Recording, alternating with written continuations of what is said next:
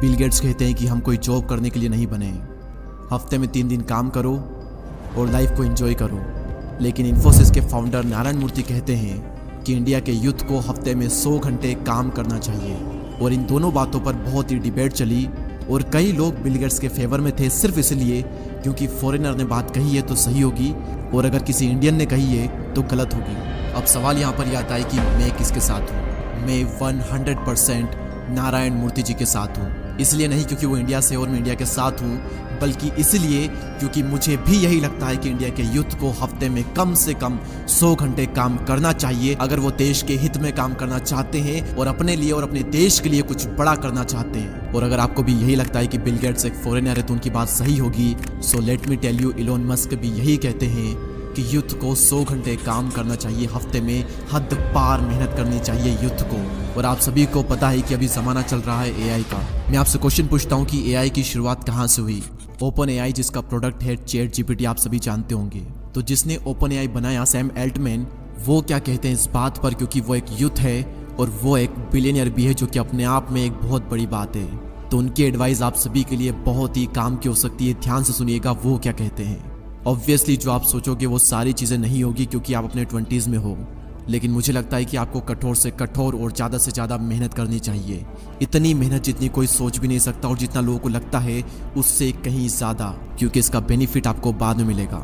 Life बहुत ही unfair है, कई बार किस्मत आपको चकमा देगी, लेकिन अपने करियर के शुरुआती टाइम में ज़्यादा मेहनत करना आपको लॉन्ग टर्म में कंपाउंडिंग इफेक्ट दिखेगा और इस लेवल का आपको रिजल्ट मिलेगा जो कि आपने भी कभी सपने में नहीं सोचा होगा।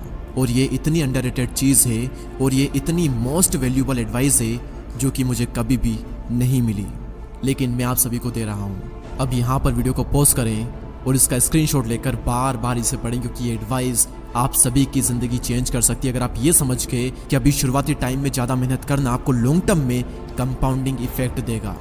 आप एक बात हमेशा याद रखना कि हद पार मेहनत करोगे तभी जाकर हद पार सफलता मिलेगी, हद पार संघर्ष करोगे तभी जाकर के हद पार कामयाबी मिलेगी। सपने औकात से बड़े देखते हो लेकिन अपनी औकात ही नहीं बनाते आप। पहले अपनी औकात बनाओ। इस लेवल का डेडिकेशन, इस लेवल की मेहनत अपने काम में डाल दो जो कि आज तक कोई भी नहीं डाल पाया। अरे उन लोगों से अपने आप को कंपेयर मत करो जो कि आपके आसपास है। अगर चिंदी से लोगों से कंपटीशन रखोगे तो जल्दी से खुश होकर सेटिस्फाई हो जाओगे और ज़्यादा कुछ बड़ा नहीं कर पाओगे। अपना कंपटीशन रखो उन लोगों से जो कि आपकी फील्ड में टॉप पर है, या फिर अपना कंपटीशन खुद को बनाओ कि कल का रिकॉर्ड आज तोड़ दूंगा और आज का रिकॉर्ड कल तोड़ दूंगा। हर दिन बेहतर बनूंगा, हर दिन अपने आप को हराऊंगा। ये आपका लक्ष्य होना चाहिए और ये होना चाहिए आपका कंपटीशन। और इतनी मेहनत करो कि दिन का चैन और रातों की नींद हराम हो जाए।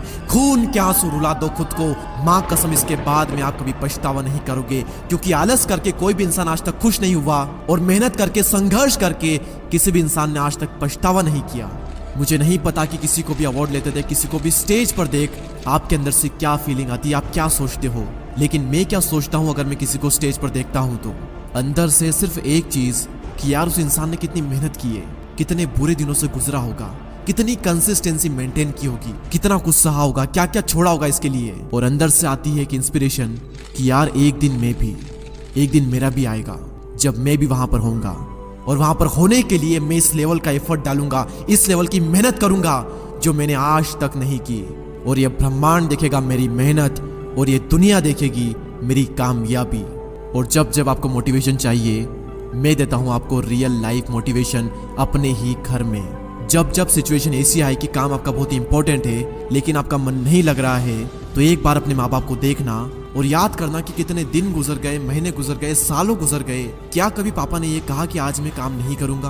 और क्या कभी ऐसा हुआ जब मम्मी ने खाना बनाने से, जल्दी उठने से, बर्तन धोने से, कपड़े धोने से मना कर दिया हो और कह दिया हो कि आज मन नहीं है, मैं ये सारे काम नहीं करूंगी? जिंदगी में एक दिन भी ऐसा नहीं आता जब माँ ये कह दे, चाहे मेंटली उन पर कितना ही प्रेशर क्यों ना हो, वो चाहे कितने ही स्ट्रेस में क्यों ना हो, एक दिन भी ऐसा नहीं आता जब वो इन सभी कामों से रेस्ट कर ले और कह दे कि आज मेरा मन नहीं है, आज मैं ये नहीं करूंगा। अपने आप से सवाल करो कि ऐसे कितने दिन आए आपकी जिंदगी में जब आपका मन नहीं लगा लेकिन फिर भी आपने काम किया। गिने चुने कुछ आपको दिन मिलेंगे, अदरवाइज आप अपने मन के मालिक हो। सॉरी, आपका मन आपका मालिक है, क्योंकि जो मन कहता है आप वो करते हो। मन किया तो कर लिया, मन नहीं किया तो नहीं करेंगे। भगवान श्री कृष्ण कहते हैं कि मन को सन्यासी बनाओ और इन मोह के बंधनों को छोड़ो और इस बात पर ध्यान लगाओ कि इस समय तुम्हारा कर्तव्य क्या है, इस समय तुम्हारा धर्म क्या है। और अभी अगर तुम मेहनत से बच रहे हो, सही काम नहीं कर रहे हो, गलत काम कर रहे हो, तो याद रखना एक वक्त बाद तुम्हारे ही कर्म तुमसे मिलने आएंगे और फिर उस दिन तुम परेशान मत होना, उस दिन तुम रोना मत, क्योंकि मेरे अनुसार इंसान को उसके कर्मों का फल अगले जन्म में नहीं बल्कि इसी जन्म में मिलता है। और मेरी बात क्यों मानो, आप खुद देखो अपनी जिंदगी में आपको अपने ही पुराने कर्मों का फल मिल रहा है। अगर आपने सही कर्म किए होंगे, मेहनत की होगी, तो उसका रिजल्ट आपको मिला होगा और अगर आपने गलत कर्म किए हैं तो उसका भी रिजल्ट आपको मिल रहा होगा। लेकिन जो बीत गया उसके बारे में सोचा नहीं करते।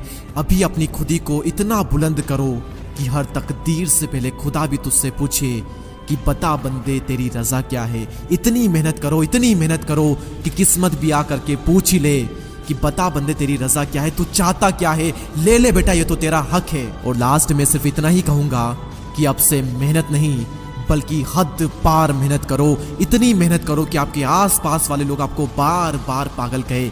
जितनी बार पागल कहे लिख लो और समझ जाओ कि आप एकदम सही रास्ते पर हो और आप कर रहे हो हद पार मेहनत। हमारी